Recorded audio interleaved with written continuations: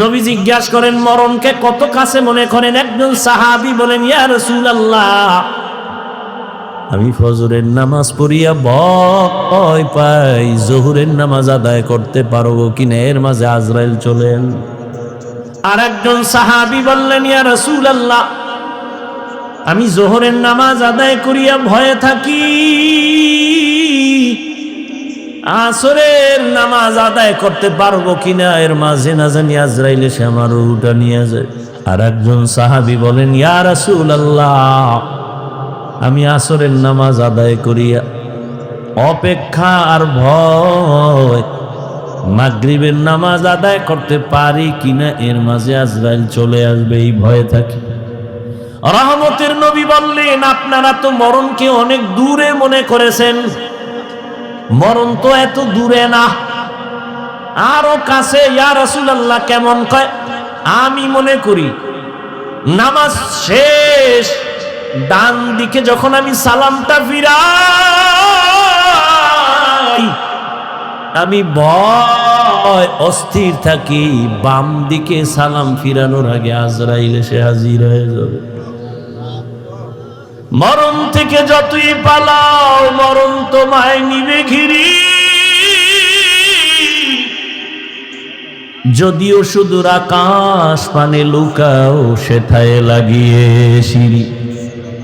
নদী পথে নৌকা চালাও ও মাঝি ভাই, বেলা ডোবার আগে আমিও পার উঠতে চাই, ডুবে গেলে বেলারে আর উঠে না, ভেঙ্গে গেলে মেলারে আর জমে না।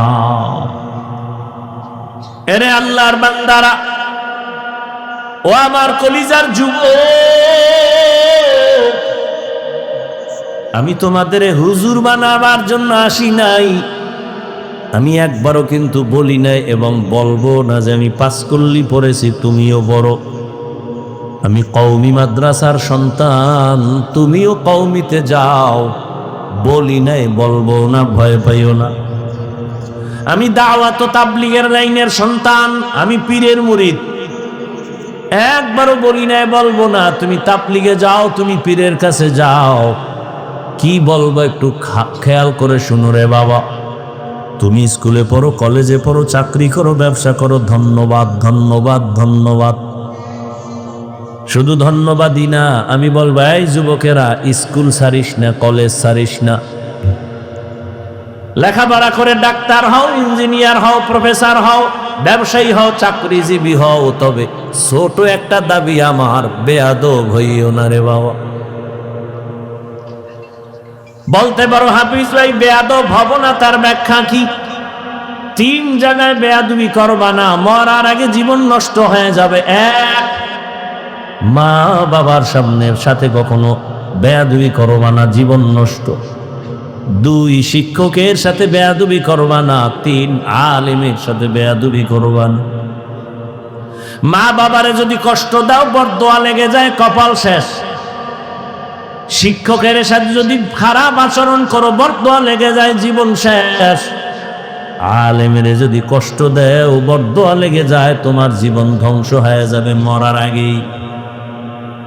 তুমি ডাক্তার হও, বেয়াদব হইও না। মা বাবার দোয়া নিয়া, শিক্ষকের দোয়া নিয়া, উলামায়ে কেরামের পরামর্শ নিয়া তুমি জেনারেল লাইনে থাকিয়া লেখাপড়া করো, চাকরি করো, বাধা নাই। ও যুবক, তোমার মতো যুবক স্কুল কলেজে পড়ে, 5 বেলার নামাজ পড়ে, তুমি সাক্ষী দাও আসেনি? তুমি কেন পারো না?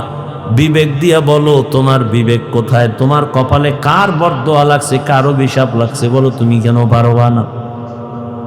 তোমার মতো জেনারেল লাইনের মানুষটা র্যাব, আর্মি, পুলিশ, বিডিআর চাকরি করে, ডাক্তার, প্রফেসর, ইঞ্জিনিয়ার, ব্যবসায়ী, চাকরিজীবী, 5 বেলার নামাজ পড়ে, তুমি কেন পারো না?